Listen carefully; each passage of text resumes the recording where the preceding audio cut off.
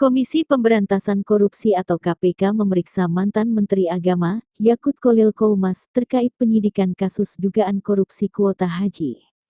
Pemeriksaan dilakukan untuk mendalami sejumlah informasi terkait mekanisme penambahan dan pengelolaan kuota haji selama masa jabatannya. Kasus ini sebelumnya mencuat setelah KPK menetapkan beberapa tersangka dari unsur pejabat Kementerian Agama yang diduga terlibat praktik jual beli kuota haji. KPK menyebut keterangan dari Yakut dibutuhkan untuk memperjelas rangkaian peristiwa dan aliran dana dalam kasus tersebut.